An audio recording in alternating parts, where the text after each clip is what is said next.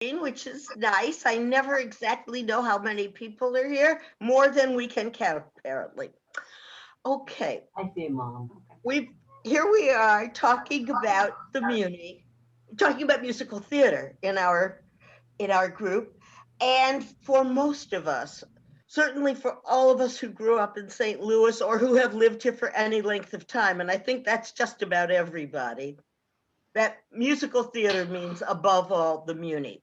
The Muni is the oldest and largest theater dedicated to musical theater anywhere in the United States and probably anywhere in the world, although I cannot prove that. The man who has been part of it for more than 50 years now and who has headed it for as long as I have been covering it and a good deal more is Denny Reagan. And Denny is here today with us. Denny is the CEO and president of the Muni.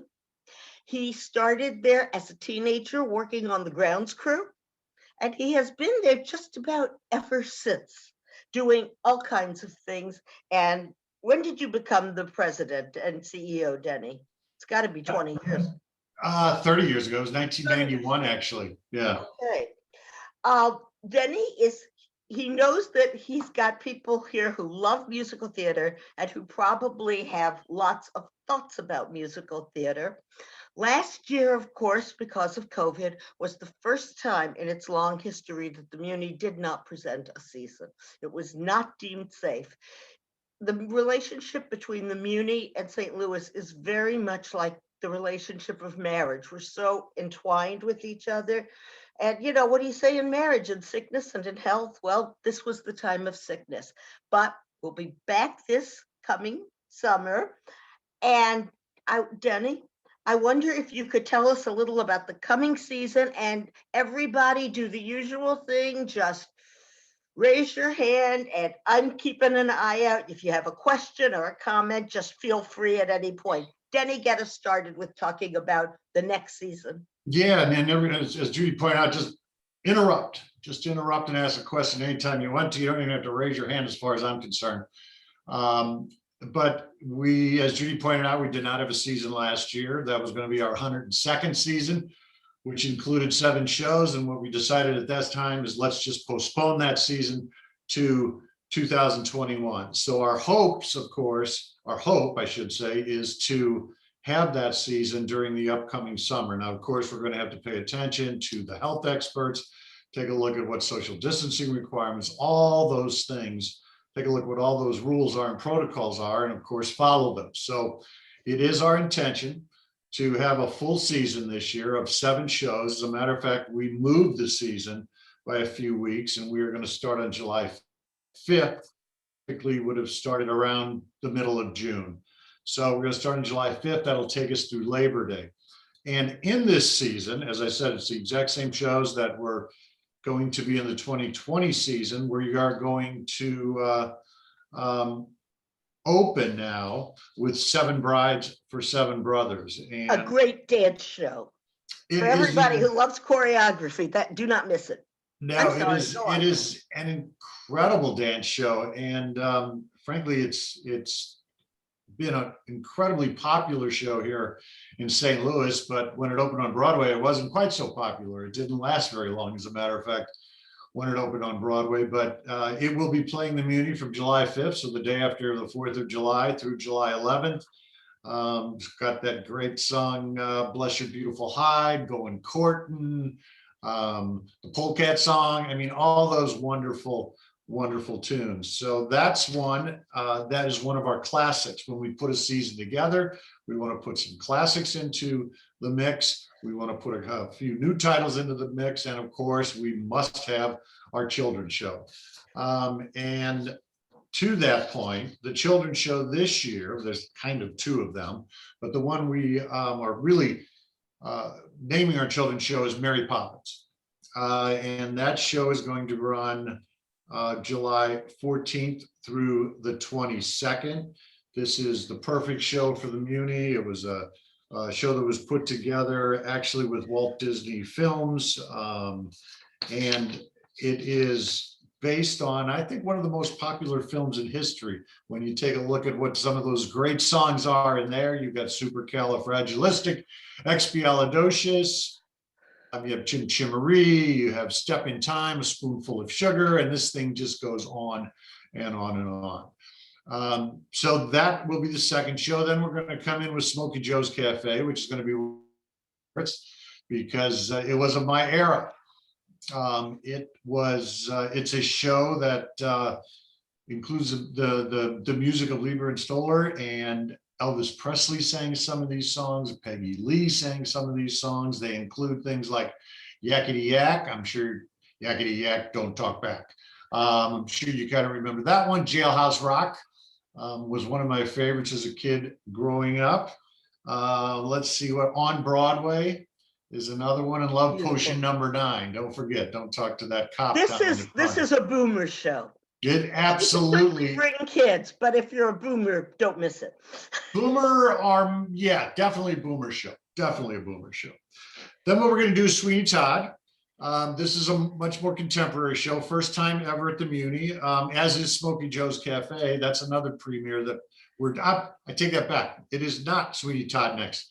It is Sound of Music that is next, actually, and that's going to be playing August 3rd through the 9th. I think everyone is familiar with Sound of Music, the Rodgers and Hammerstein show.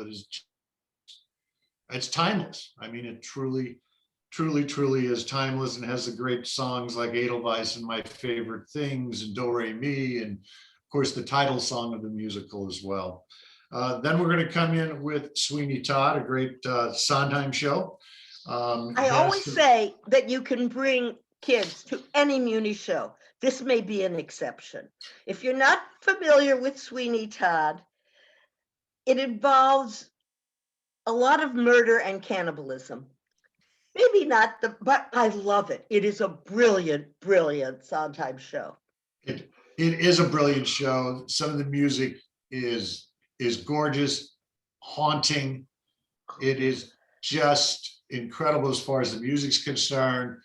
Judy's right, but don't take it.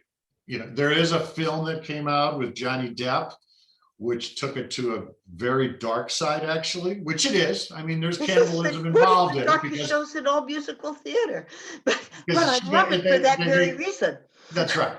They make meat pies. But there's also a couple of great versions that were done that kind of make fun of it to some degree. It's kind of a satire. So it can be done a couple of different ways. Then Brett had a wonderful version of it some years ago. Yeah, with Tom Sesma. Mm-hmm. Tom Sesma started that. Was that where at the Rep? At the Rep. Yes. And they had the blood sport and everything on that. They did. Yes. I mean, it's London is defined as the whole of the world. This horrible, dark, brutal place, which is not a terrible description of Victorian London. Just read Dickens. Okay, I didn't mean to interrupt. No, interrupt's good, Judy. Go ahead, Daddy. What comes after Sweeney? After Sweeney Todd is on your feet. That one will lift everybody's spirits up again. It's really the story of Gloria Estefan and her rise as a Miami time machine. Coming out of the dark, get on your feet. One song you may know is Conga. I'm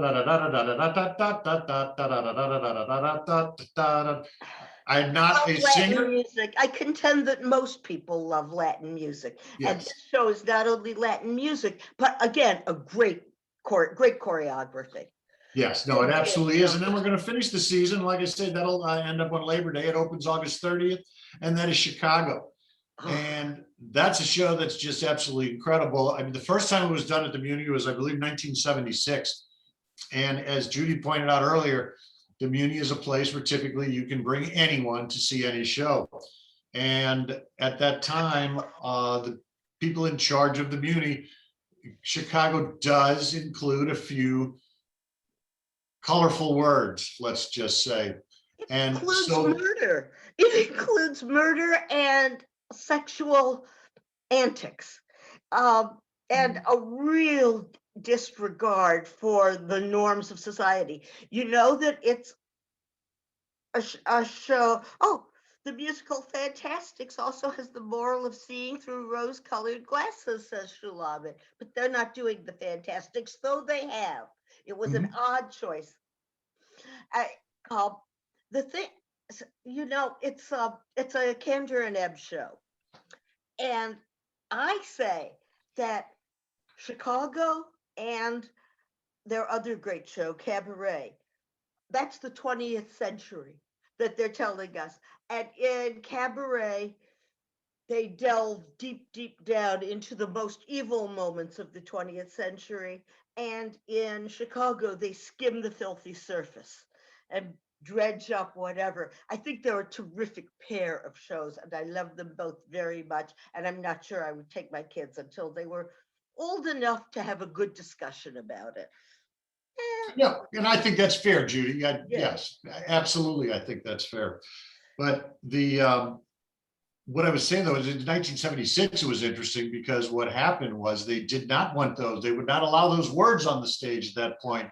So anytime one of those words came up, whatever it was, they would have one of the actors would step onto the stage, typically from stage right, and they would be saying their line, and frankly, my dear, I don't give a, and that person would step out from the side and literally go beep.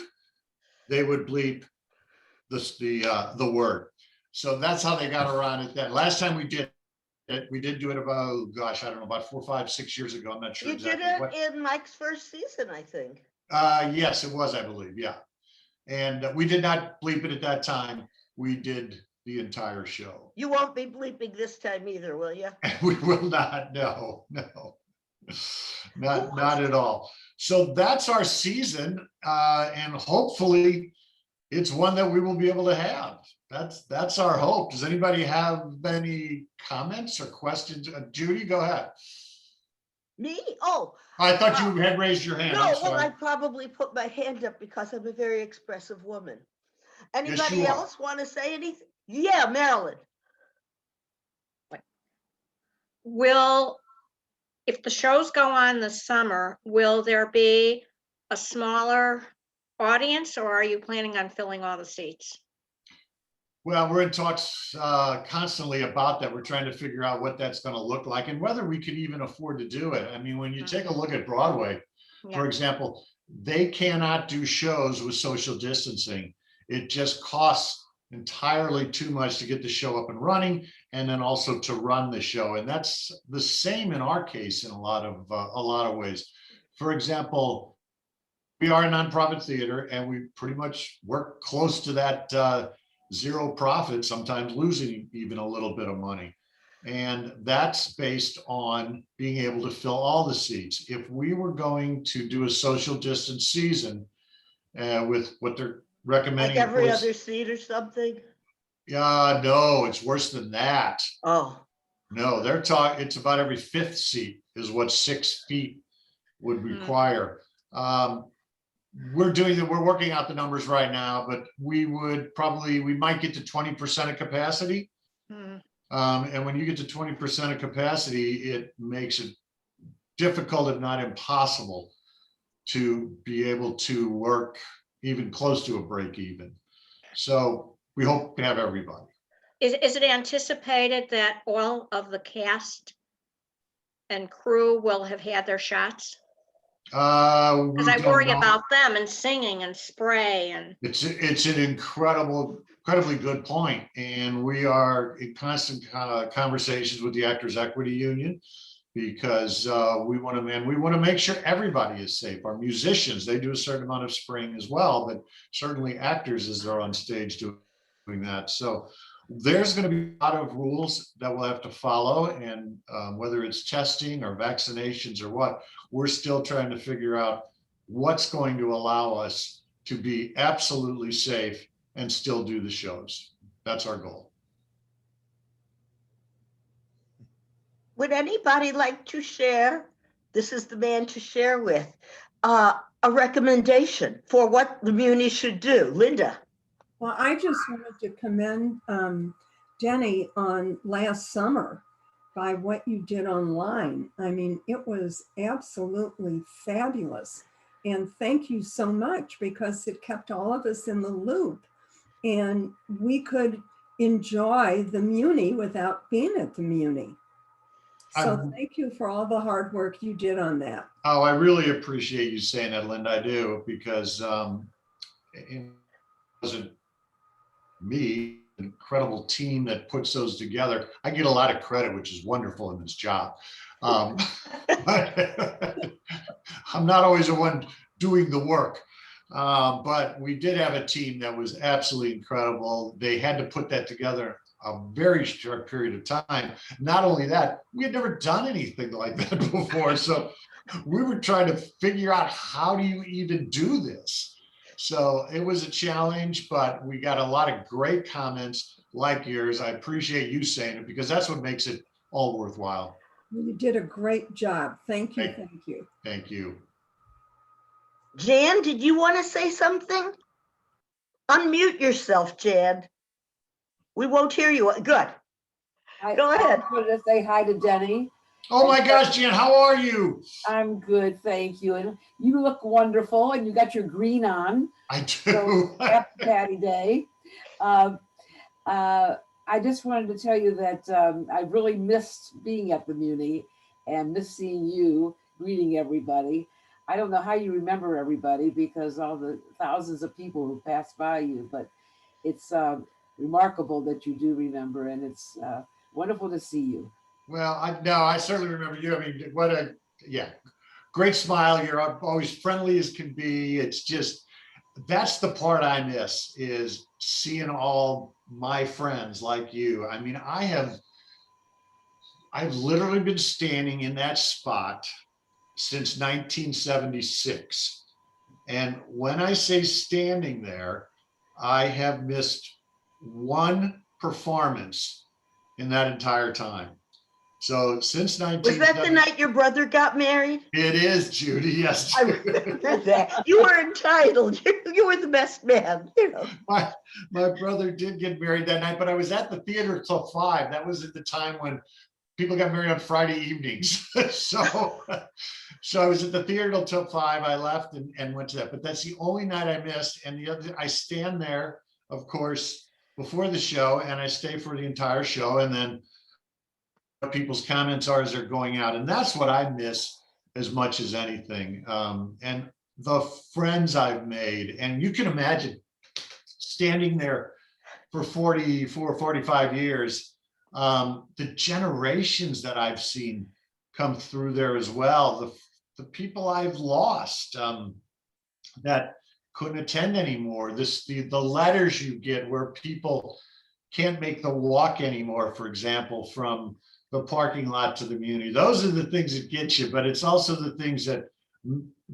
makes the Muni so special. It's what is wonderful about the Muni, that people think it's such an integral part of their life that they want to tell you, I won't be coming back this year, but it's not about anything you did wrong. It's just, I can't make it anymore. So Jan, really good to see you. Very good to see you.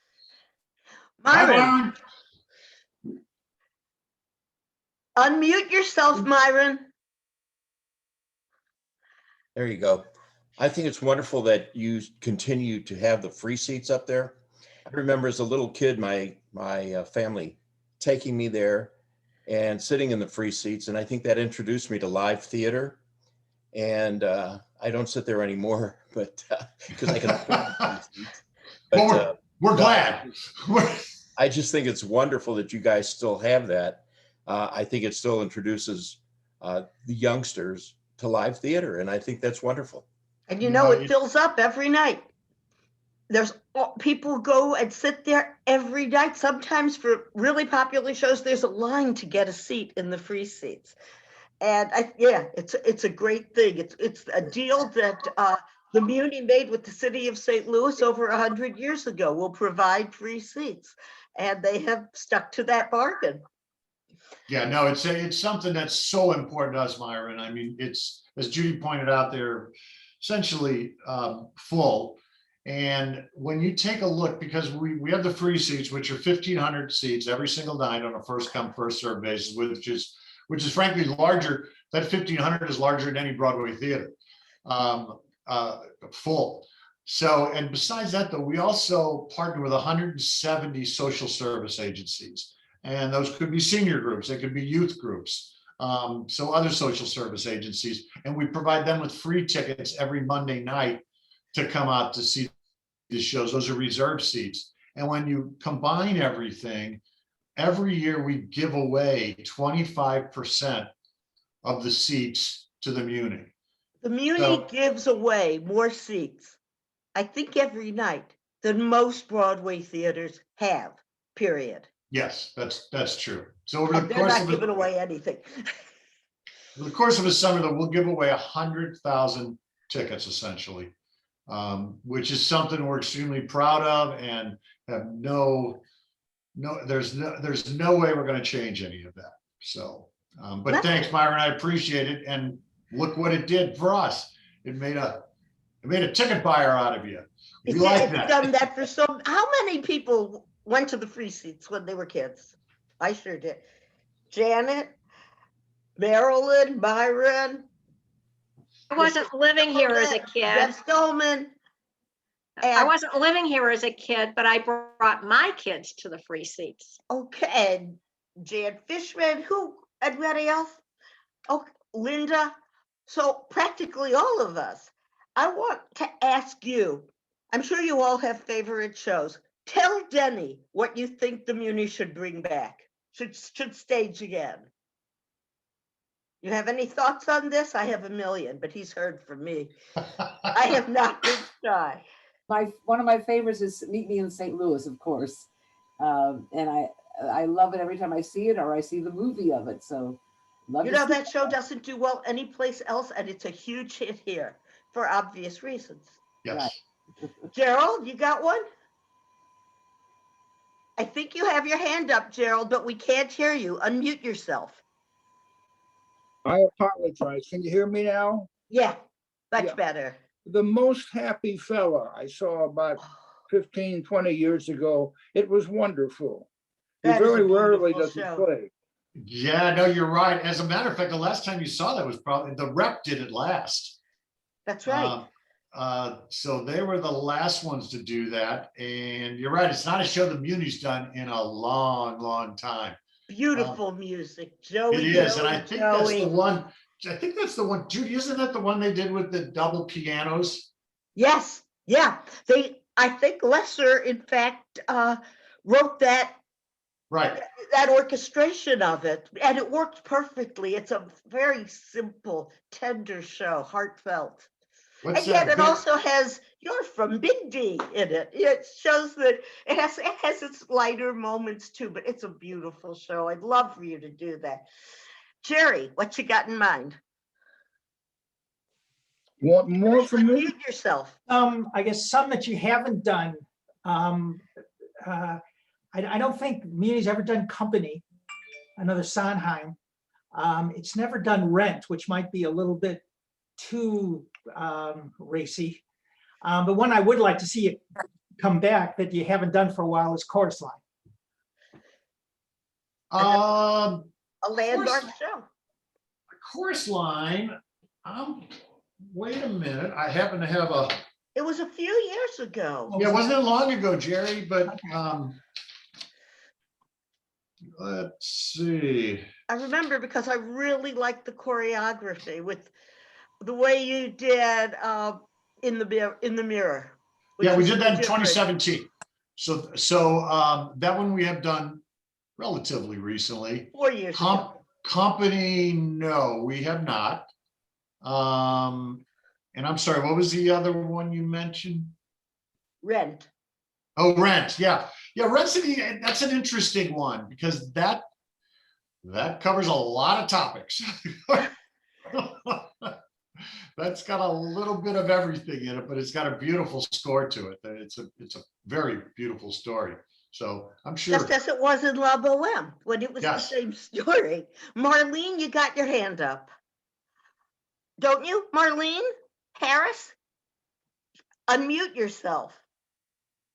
You're muted, Marlene. Can't hear you. Oh, Can't hear you, Marlene. There you go.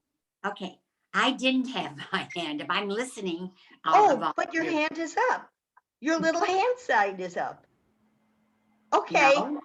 Marilyn, you've got your actual hand up. Unsinkable Molly Brown, and I remember being at the Muni when Debbie Reynolds reprised her role with Harv Presnell. Oh my God. I had front row center that night. Yeah, no, I remember that as well. We did it recently with, let me go to my trusty, 19 maybe? could have been. But to have seen it with Debbie Reynolds, and I remember her first flip on the stage, and she right away goes offline and says, "Whew, if I could do that, I can do the rest of the show." No, you're right. There was actually a rewrite on that show to some degree that we did in 2017, which was pretty wonderful. Fran, the Fran updated Zellinger. version. I'm sorry, I didn't mean to interrupt. No, that's okay. Go ahead. Fran Zellinger. Go ahead. I think it would be phenomenal if Muni were able to just once in a while bring back one of those shows I saw as a child, such as Desert Song or Student Prince. I could go on, but those are memories from my childhood. You're right, and those are gorgeous shows and incredible scores. And I say that we have tried to bring those back. It hasn't been for about 30 years, but at the time when we did try to bring them back, they were not very successful, unfortunately. Now, I'm sure. having said that, there's Gina Galati. Debbie, what's the name of her? The Winter Opera, is that it? Yeah. They do some great, I saw a Student Prince there that I loved. Of course, they haven't been doing it for a while as a result of everything that's going on, and they do it right out there. They were doing it at Chaminade. Yeah, and that beautiful Virag Theater. Yeah. Chaminade. So you're right, Fran. And when I go to see them, I just love them. I love sitting there and listening to those great old scores. Thank you. You're welcome. Elaine? Okay, Nate has Elaine one. Greenbaum? Nate has one. Nate Greenbaum. Big River. Fiddler? Big River. Oh my gosh, Big River. I love. Oh, Big River. You know, So beautiful. One of the greatest lyrics, I think, in that show is "Dadgum government." Wait a minute. Dag Neb, I believe. I can't think of it now, but you're right. Big River is an incredible show. As a matter of fact, you know, there was a company called Deaf West, which was out of LA. Out of California, and they did a version for the hearing impaired. They actually did it with some deaf performers in that, and it was absolutely wonderful, and went to Broadway. It was all deaf performers. Every principal role was double cast. One person signing and one person singing, and it was glorious. Okay, One so they of were the all few okay. shows I've ever seen. Yeah, no, it was wonderful. I did see it in New York. But Big River's wonderful show. It's that's a good choice. Marilyn Brown? Marilyn Brown? Yes. How about La Cage aux Folles? Yeah, that's one that's great. We've done that. Show hasn't been done in a long time though. Definitely one to consider. I do not remember La Cage at the Muni. Yeah, I think Pages did it some years ago. Oh God, what was the guy? Peter Marshall was in it. Yeah, he played that role a long time. That might have been, that's a long time ago though. Let me just look. I think it's probably before you were covering us, Judy. Yeah, may have been in Joe's day.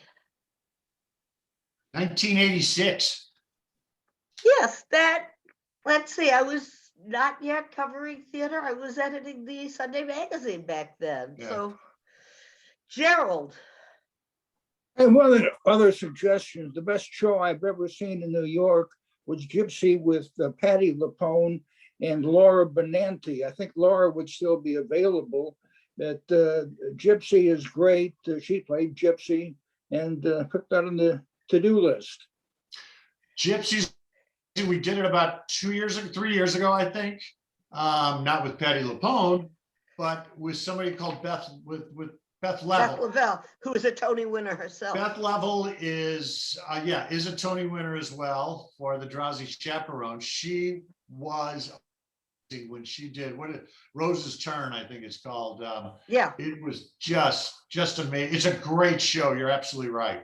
You know, a lot of people have called Gypsy the perfect musical because they say if you took out every single musical number, which would be a crime, but if you for some reason did that, you'd still have a play that just moved like lightning. It would be a terrific straight play. Interesting thought, yeah. Thank you. Thank you, Jan Barron. Yeah, Jenny, I remember years ago when Music Man was at the Muni, and they had the U City band march down the stairs playing 76 trombones. My brother was a trombone and still is a trombone player, and he was one of the band players that went down the stairs to in the musical, and it was such a kid. And my mother, to this day, well, unfortunately, she's not with us anymore, but when she would yell, "That's my Barney!" Just like in the show. Like in the show. She could have been a pickle little lady or something. Who knows? No, that's what's so great about the Muni, though. When we do shows, we can do them in a scope that no one else can. So we can literally have 76 trombones on the stage. And every time we've done Music Man, we've had a marching band involved in that. And when you take a look, you mentioned maybe in St. Louis also earlier. And whenever we do that, we have fireworks. Where else are you going to see that? And when we do South Pacific, the last couple of times we did that, as a matter of fact, in the opening scene, of course, it takes place during World War II. And we had a vintage bomber fly over the stage at 1,000 feet, which was so moving and so stirring.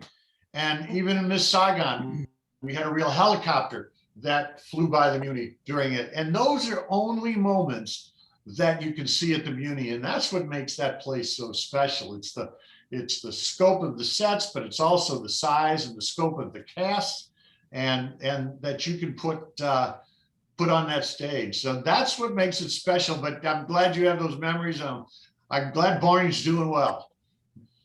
Shalabit, you had some suggestions? Shalabit, unmute yourself. Hi, I lost my screen. I've lost it for the last 30 minutes, so hi. I wondered, from my childhood, musical theater outdoors was Damn Yankees, Pajama Game, South Pacific. Those are the songs that you never, ever forget. Right. No, you're right. And that's what I say we do try to include. We do include classics in every one of our seasons. What's interesting, though, the classics are even changing. Somebody mentioned earlier about operettas, and that used to be the staple of the Muni. Those are the shows we do. But eventually that bar moves a little bit, and now unfortunately they're in the background. And we try to keep as many of those other shows because they're great shows. When you talk about South Pacific and Oklahoma, all the great Red Rodgers and Hammerstein, Sound of Music, they certainly don't draw like they used to, but they're absolutely still worth producing. But there may come a time where people don't remember those and they go the way of the operetta. It's not going to be soon, I don't think, but that could happen. But the good news is there's constantly more musicals coming online. Right. And a lot of them are, I know they're not the nostalgic feel for a lot of us, but they are going to be nostalgic for the people that are hearing them for the first time. I mean, you've got Wicked out there and Phantom of the Opera, you still cannot produce. And you've got, well, Jersey Boys has come along and that's doing some great things now. So there's a lot of those shows that are out there that'll keep coming along and allow everybody to still be nostalgic about musical theater. And remember that every few years, some director will take a classic like South Pacific, the way Bartlett Sher did, and give it a new staging. And it's still the same glorious music, but it gives the show a more contemporary feel. So that's to look forward to. Myron has a question. Go ahead, Yes, Myron. it was, I don't know if it was it was several years ago. With my background, obviously, I loved Damn Yankees. And I told you I had better seats than the free seats as I grew older. But I was sitting in some really good seats. And right before the show, somebody taps me on the shoulder. And it's Ozzie Smith. And he says, "Shh, don't tell anybody, but I'm going to be in the show." And I think it's great that you can do something like that, is have some personality show up and have a cameo appearance. Yeah, well, and you know what? The killer was, in Ozzie's case, it wasn't even cameo.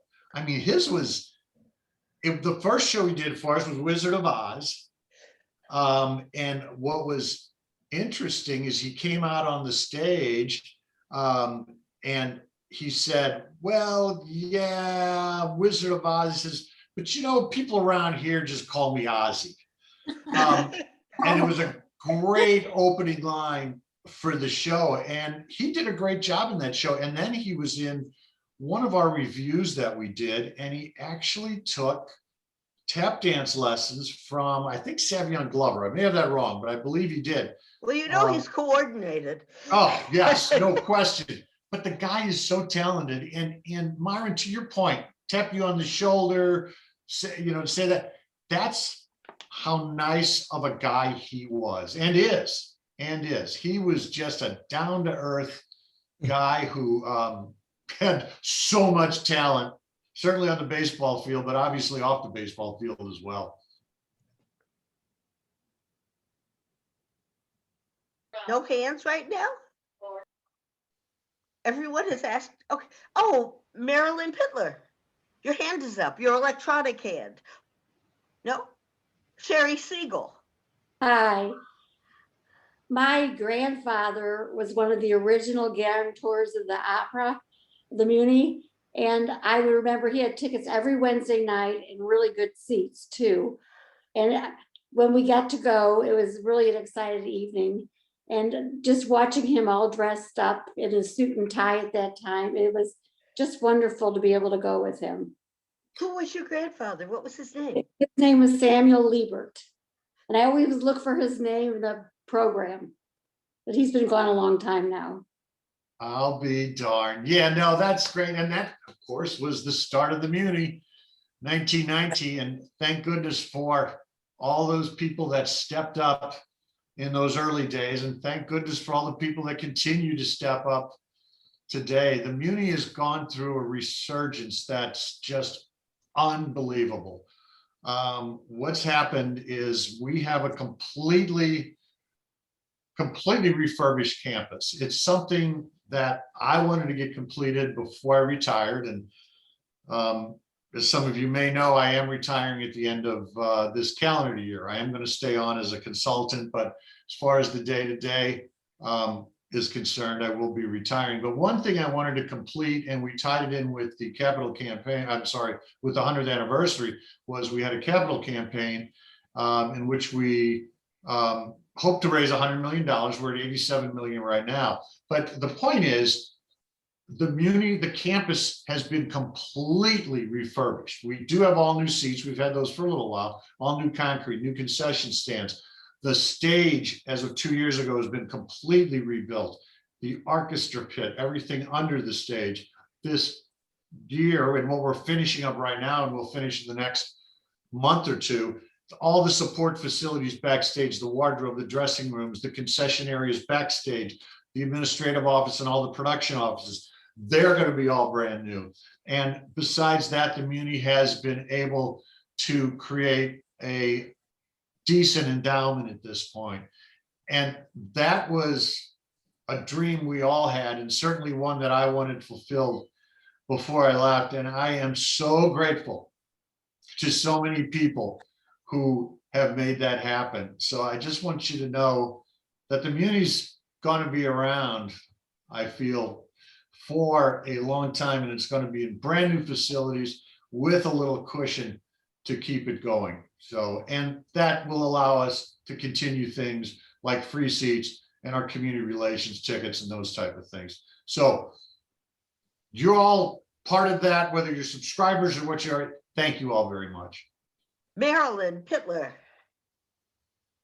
unmute yourself. Okay. I remember, it has to be over 30 years ago, on a couple of occasions when the J was doing some special programming. I think one of them was for the 500th anniversary from the expulsion of Spain, and other programs that we had where we needed to decorate the gym. And my husband and I were chairing several of the committees, and we were downstairs, down underneath the stage at the Muni, looking at all the different prop rooms, and they were like separate sheds from different shows, and they were labeled what show they were from. And we were given the opportunity to borrow parts of the various stage sets, and it was just so outstanding being down there under the stage. It's a fun place. Yeah. It's very cool. Marilyn Brown. Thank you for allowing us that opportunity. Marilyn, my pleasure. We're really here for the community. You are the ones who support us, and if we can help in any way, we want to do that. Marilyn Brown has a hand up. Yes, on that same theme, you talked about helping the community. My mother loved the theater. She loved musicals, and later in her life, she became partially blind. And thanks to the Muni and the Society for the Blind and Visually Impaired, I took her every Monday night, and we sat down front, and she just loved going there. And she made sure I had gotten the tickets every week. And it was just something, it's a nice memory I have of something that we did together. So thank you. Oh, you're welcome. You're welcome.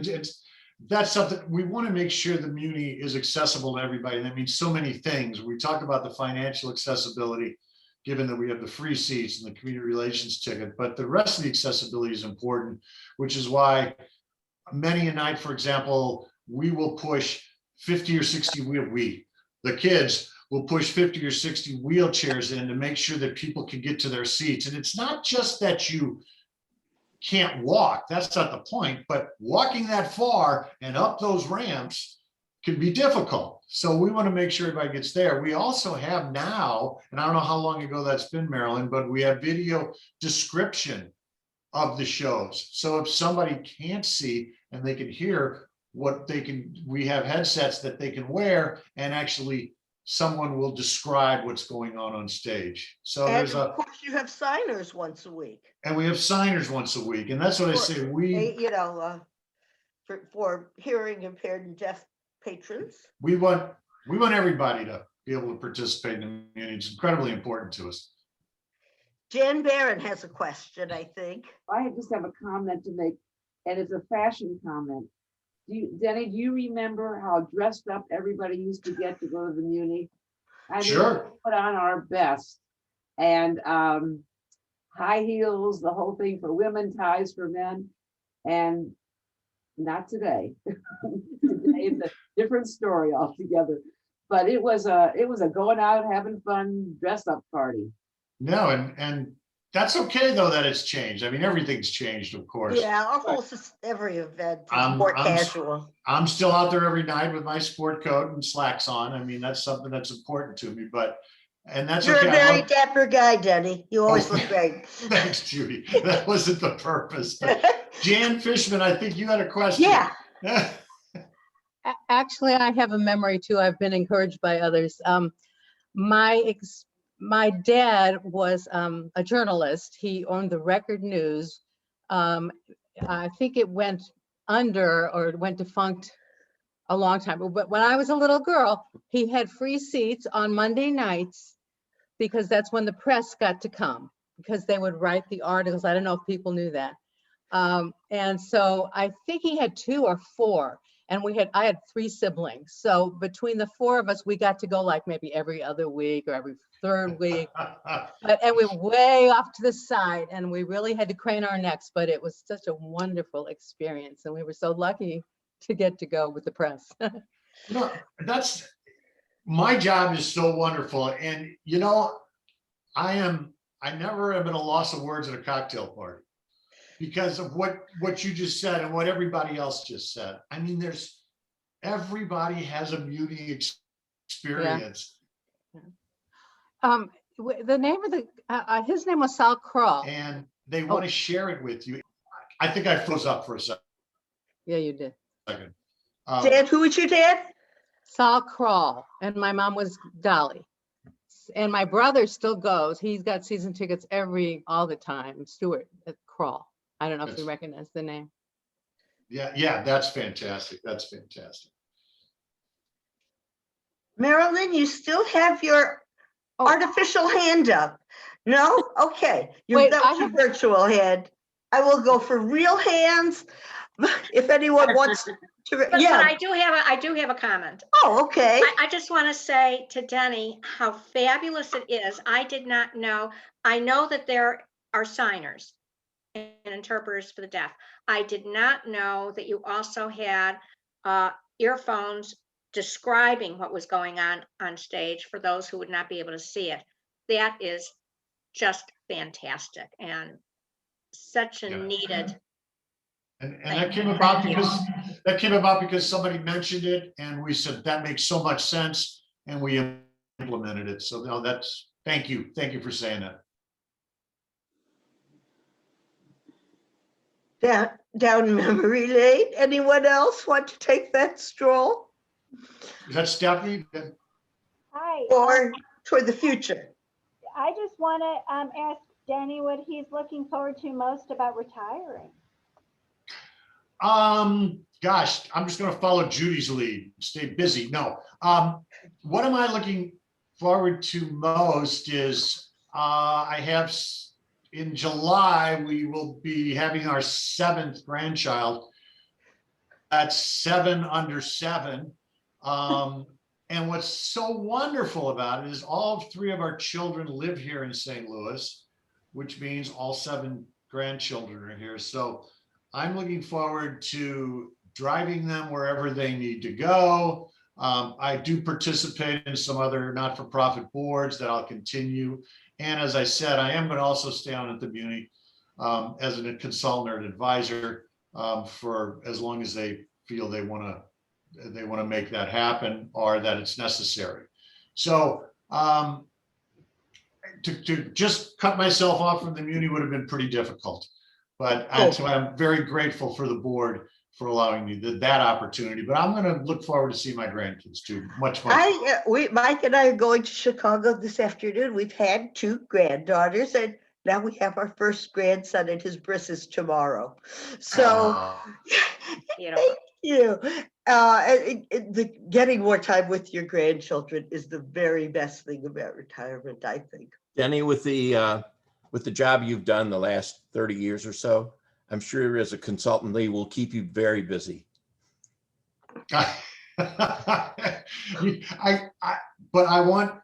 everyone needs to know, not necessarily you, but certainly in the office, that I also don't want to be that person that's not the way we used to. Won't go home. Yeah. Remembers that person. Marilyn Pittler.